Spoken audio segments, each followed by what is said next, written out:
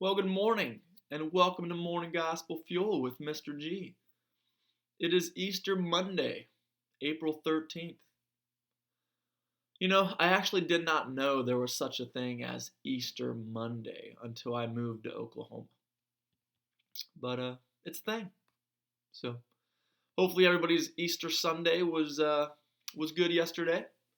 And now we can move on to the Easter season of the church. So it is the feast day of Blessed Margaret of Costello, who she was abandoned by her parents due to multiple physical disabilities. Um, Reading about her kind of reminded me of, kind of like the Hunchback of Notre Dame.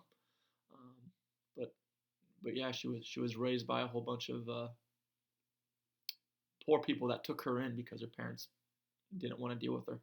But either way, for that reason, her faith grew, and now she's the patron saint of the pro-life movement, the visually impaired, and the physically disabled. So there's that.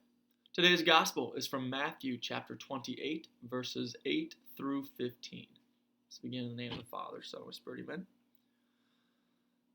Then they went away quickly from the tomb, fearful yet overjoyed, and ran to announce this to his disciples. And behold, Jesus met them on their way and greeted them. They approached, embraced his feet, and did him homage. Then Jesus said to them, "Do not be afraid. Go tell my brothers to go to Galilee, and there they will see me." While they were going, some of the guard went into the city and told the chief priests all that had happened. They assembled with the elders and took counsel. Then they gave a large sum of money to the soldiers, telling them, "You are to say, 'His disciples came by night and stole him while we were asleep.' And if this gets to the ears of the governor, we will satisfy him and keep you out of trouble." The soldiers took the money and did as they were instructed. And this story has circulated among the Jews to the present day. Okay, so we're post-resurrection right now, in the next few days. And, we're from Matthew's gospel this morning, and the gospel from John yesterday kind of had this already stated, because we already heard, they were fearful yet overjoyed and ran to tell the disciples. And Jesus met them and consoled them in their fear. So that's kind of, we already heard that yesterday, just in John instead of Matthew. But if you notice of what's happening now afterwards, so the soldiers had just gave the scourging of Jesus and hung him on the cross, right? One of the most brutal deaths ever. And so they don't want the governor or the leadership or anybody to find out that what Jesus was saying was indeed true, that he truly was the Son of God and that he would rise like he had said. And so they're trying to hide it, right, by a whole bunch of lies and deception. And I can only imagine, again, I always try to put myself into the scene, whether it be the disciples, Jesus himself, or the soldiers, or whoever else.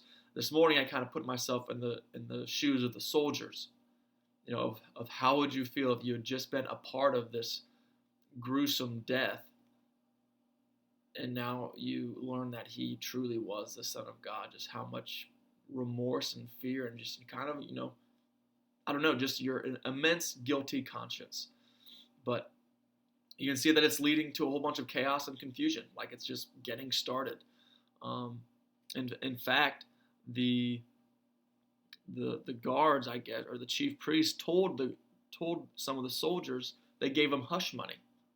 They gave them hush money to keep this away from the governor, to just say, hey, the disciples broke into the tomb and stole the body of Jesus. Even though, if you recall, Pilate made sure that the soldiers and everybody sealed the tomb, like sealed it. So it kind of is contradicting what they had done. So I just find that quite interesting.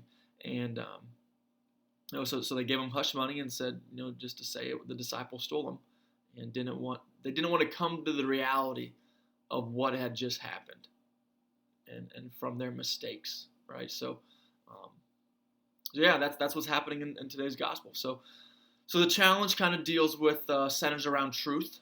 Have you ever intentionally lied, where it kind of caused more damage than good?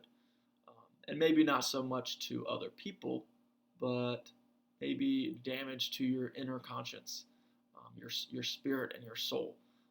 So that's something to reflect on this morning, and if it's a major lie or something, maybe it's time to make amends and get that off your slate by either confessing it to somebody, or if you're Catholic, to go to confession, or whatever. Just try to clear your conscience and move on through the power of forgiveness. So there we go this morning. Have a great beginning of your work week, guys. And God bless. Amen. In the name of the Father, Son, and Spirit. Amen.